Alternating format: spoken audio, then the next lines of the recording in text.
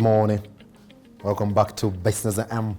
We are at that point where we are asking what major headlines are you waking up to the economy this morning and what shapes the conversation this morning. All right, let's get into it. We are joined by Dr. Njaramba in the studio, who's going to help us understand or put perspective on the major issues that we are focusing on this morning. Now, let's start with the first one, Dr. Njaramba. Now, hundreds of mourners and friends and family of the late Safaricom CEO Bob Collymore converged at the All Saints Cathedral yesterday for his memorial service. Now, President Uhuru Kenyatta, the First Lady Margaret Kenyatta, Deputy President William Ruto, British former Prime Minister Tony Blair, former Vice President Moody Awori, Musalia Mudavadi, and Kalonzo Musyoka were among the scores of dignitaries who attended the memorial service.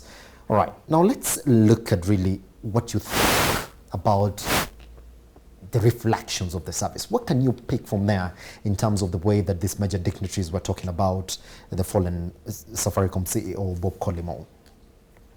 Yeah, thank you. And good morning. Good morning, sir. Now, of course, it was a quite good show of unity. Yes. Of course, our leaders kept out of the political issues, the differences that they do have. They came together, of course, to honor a great leader.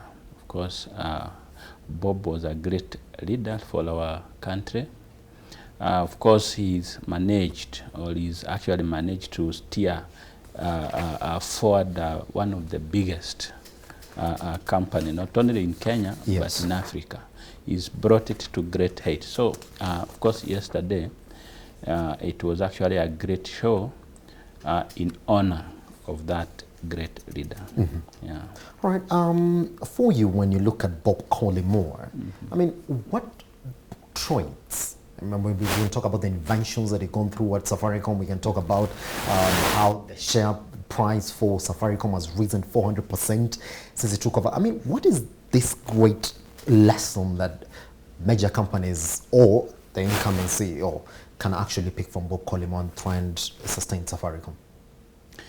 One great reason, and also a lesson that we are learning from Bob, is that, of course, CEO of any organization matters. Yes. Because if you can see that this was a very humble man, was actually much involved in charitable work, was actually connecting to the mighty, the smallest in the society. So I think it's a lesson to any CEO that you need to integrate and also be guided by principles of any organization. Because Safaricom has demonstrated great leadership, great commitment to, of course, the goal of the company and, of course, innovation.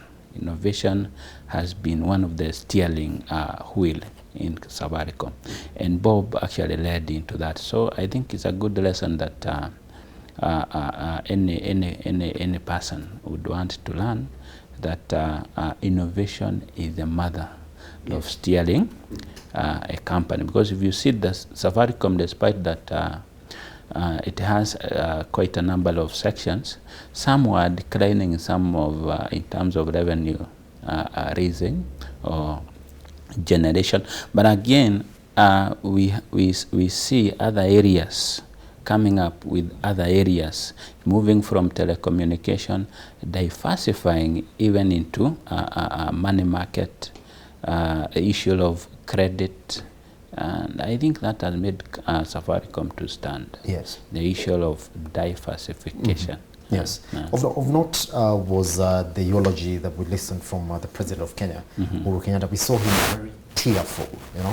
He spoke like he knew Bob Collymore in person.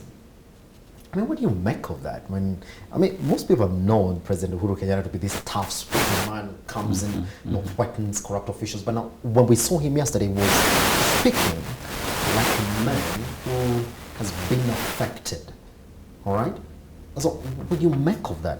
Actually, also, it caught me by surprise. I didn't know they were that close. Yes. And of course, the fact that even from his speech, I noted that he could even visit the family, even when Bob was still alive. Yes. To me, I realized that, of course, I said, wow, President had also the great mind surrounding him.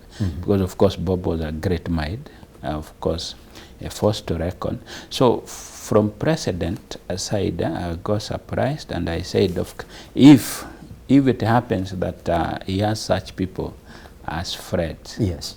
of course, he generated some hopes from me that, of course, our country, it's not that bad after all. It's not that bad after all, isn't it? Yeah. When you look at the president really having yes, a close yes, CEOs like Bob Collymore, then it's not really bad after all, isn't it? Yes. And that's the effect that Bob Collymore has sort of spread across the country right now. When we see the president and major dignitaries really eulogizing this one to a closer point, isn't it? Yes. Wow. I wish it could be carried forward that from Bob kind of death, it could bring our leaders together and think. Talk about the intervention within the economy, isn't it? Wow. As the prayer for every Kenyan this morning. Good. As if for crossover to the next topic that we're looking at. It's not the first time we're getting into this. Now, 4 foreigner envoys to Kenya have expressed their reservations with the manner in which the government is handling the process of selecting an entity that will run Mombasa Port for the second container terminal. Now, in a letter sent to the Ministry of Foreign Affairs on 4th of June, the 4, who include the Danish ambassador to Kenya, the French ambassador to Kenya, the Japanese ambassador to Kenya, and the British High Commissioner to Kenya, have said there is lack of transparency in the ongoing search for the terminal's operator, saying the ongoing process appear to have been tilted to name a single operator without any competition.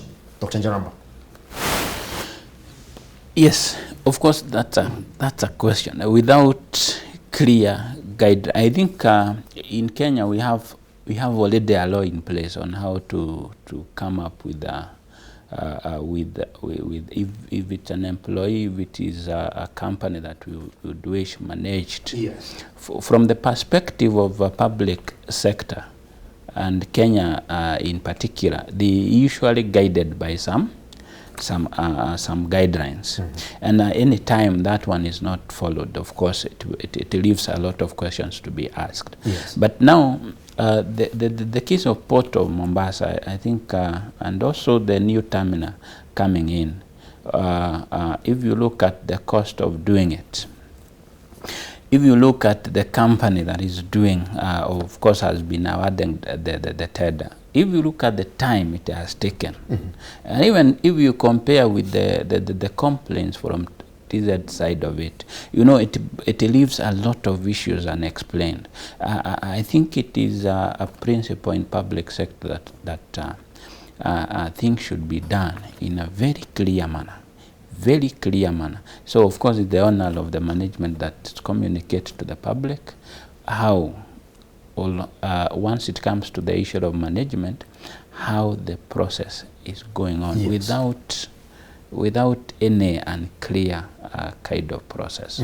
But it's not the first time we've seen, I don't know whether this is a thing that is actually happening in the Kenyan economy, because ports are becoming this this bitter or contagious issue. We did see that the inland port of Embakasi, now the president had to go there twice just to make sure that the processes were clear. Now, this is an observation from these ambassadors to Kenya who just realized, look, we don't think that you're following due process, because the way things are going, it's as if you just want to defend one person who's supposed to run the port, which we don't need. Do you think that now Kenya is really exposing its corrupt ways to even people who do not really need to see this? Because this is a personal letter that has come all the way to Kenya from this ambassador who was telling us, I think the way you're going with the process, then you are really favoring one entity here, which is not supposed to be the process. It's supposed to be a competitive bidding, isn't it? But we're not seeing it. True. Yes, of course, it's supposed to be clear, as we've already mentioned. And you know, once it comes to the issue of port, it's a very sensitive area because, you know, that's where goods, or it's a point of entry, especially for goods, big containers, and you know, the risk of actually even using the port as a point of dumping into the economy. Yes. So, of course, looking from the side of the government, there is that thing that that position that we need to, of course, fast track the process. We'll also need again to make sure that, of course, security is maintained, that the due process in terms of the goods coming in is actually handled. But now, if we are talking about the question of management of the port affair, I don't know, if we decide to go private way, where now somebody makes a decision, the KPA, yes, the management just makes a decision, then I think it should be taken higher that especially the parliament. The parliament now should take over and question the process. So that we are getting these beats, isn't it? Yes. Because, you know, the moment we are not clear, the moment our laws are not followed, even the investors will still, like now what we have the case of Ambassador questioning, even the investors will be questioning, and they will see Kenya as quite a risky, yes, a risky place. Yes. All right, on that note, I just want us to close to the next conversation that we're getting into this morning. All right, now there are news, therefore, that Kenya, which is a big number, I just want us to look at this number, Dr. Njaramba.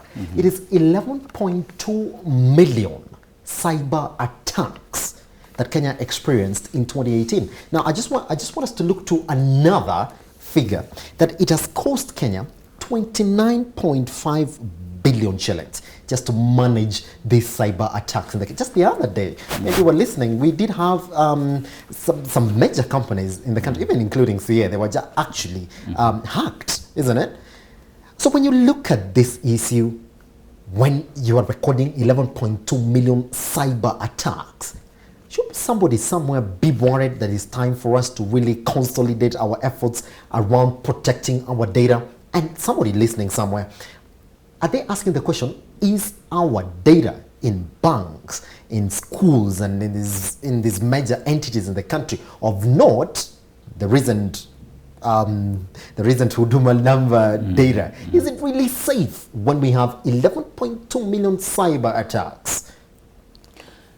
Of course, you know, Sipa, one thing we usually say, the fact that we have had an air crash, we cannot close air traveling.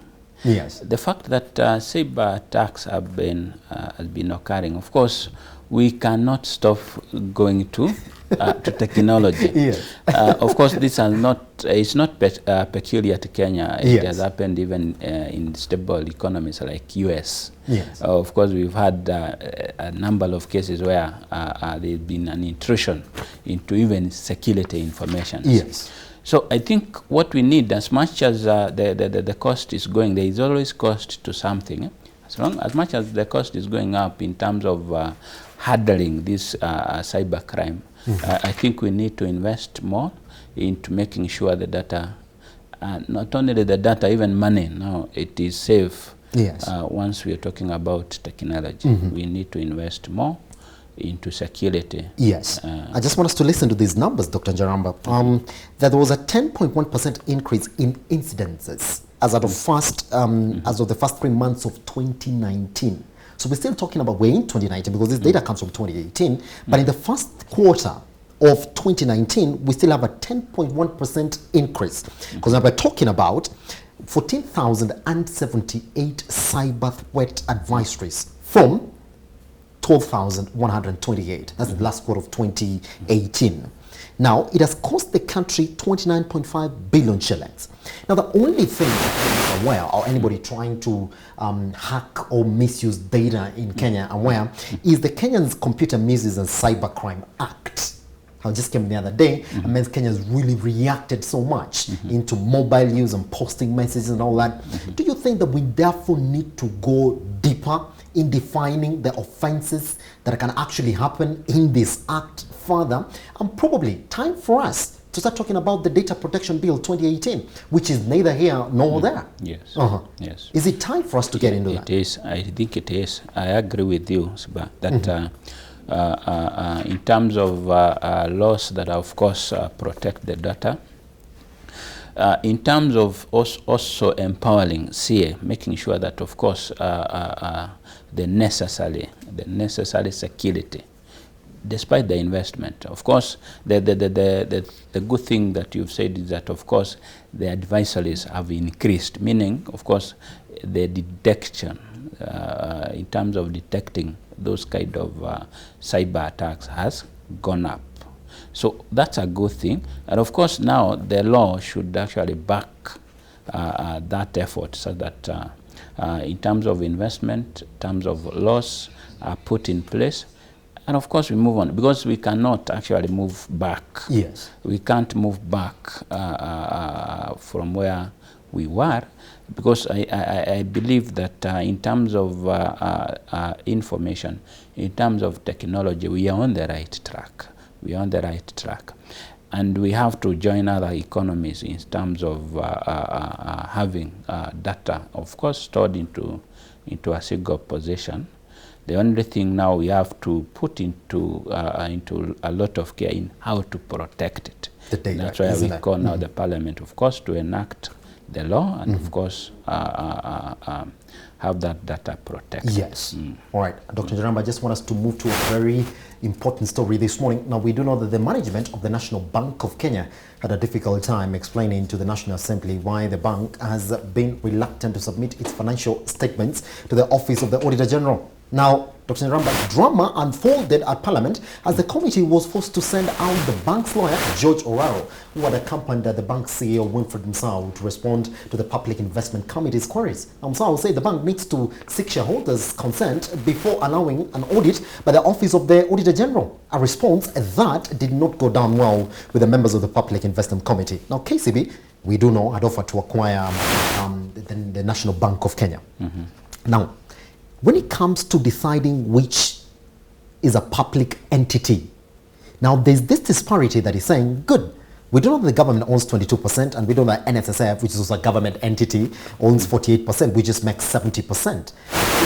When you look at these two shareholding numbers, that's 22% and 48%, from the government, P1, that is 22%, and from the NSSF, 48%, will you say that this is a public entity or not? Or what makes an entity or a bank public in this sense? Do they have a point to say that, look, this is a management liability entity as opposed to it being a public entity? You know, once we're talking about management of a company, then we're looking at the shareholders. Yes. Of course, the more the shareholders, the more, of course, a company goes to the side of that. Now, like for example, now if we consolidate that of NSSF and the one for central government, then definitely over 50% pretty much belongs to so half of yes. the National Bank is yes. of course it's an open knowledge that it's a public bank, yes. and therefore liable to the public because it's using public resources. So it is definitely liable and answerable to the public without any question on that. Therefore, another thing that is really coming up, therefore, is that all throughout this time, because it's the first time now they want the books audited. So has this bank been running without having the reports audited for all this time? And why is it just coming up now? Of course, you know, Simba, one thing we do is that auditing is usually a process, is a legal requirement process, whether private or whether public. The only thing, once it comes now to public, you're subjected now to the Kenya National Audit Office, that you need to be audited by a public body. Yes. Now, what you will see is that a number of companies from the side of private and even public, would want to declare less. In terms of auditing information, it is doctored in sense that they would want to declare less and therefore, of course, pay less tax. Yes. Of course, the less, if you're making a loss, then you'll not be taxed when it comes to the profit. Yes. So that's the point. To me, I think it is the issue of trying to hide the information, and this is not peculiar to National Bank. I think it is common to all the public entity, including KQ. You know, KQ has been recording losses. Now, and you wonder how, you know, the question is how. Yes. And this entity still stands years in, years out. But one thing is clear is that they will not want to be known what exactly has been going on in the bank, isn't it? Now, with the development that we have this morning, Dr. Njaramba, it's a section of members of parliament now want these government agencies that have accounts at the National Bank of Kenya to close their accounts. Yes. Don't you think, therefore, for a bank like KCB, the seated somewhere looking at exactly what's unfolding here now within the bank, will say, probably it's time for us to start with thinking about the acquisition of this bank, because these are problems that we didn't probably anticipate. Yes. Do you think it's going to affect the acquisition, which we expect to be at 31st October? That's what KCB is saying. You know, now, the issue of acquisition may not, you know, this is like already a closing bank. Yes. It's already like a closing bank. And again, it's a national bank in sense that it is owned by the national government. So the question of being affected may not come in because it will be, of course, be taken over by KCB. It may not be, and KCB again is also another public bank. Yes. The only thing is that to me, we need to subject it to more scrutiny. Of course, through the regulatory body, the central bank. Yes. It needs to be scrutinized further, of course, before any decision is made. Yes. All right. I apologize. We will not have time to talk about the next story. That is the market derivatives that. The market derivatives that we were talking about this morning. What we do know is that for the second time in Africa, or for the second in Africa, now NSE has one of the products. We end the Metropole review at this point. What I do know, the conversation goes online on some of these issues that we've got to speak about this morning. Questions are we ready for this product, and what do you know about it? But not to worry, I know Marcus today is up next, and Mbithe and George Bodo are probably going to delve into this further and further. Good. We take a short break. Once we come back, Metropole sector trends. What do you need to know, or what are the things you need to know in the sector? Coming next after the break.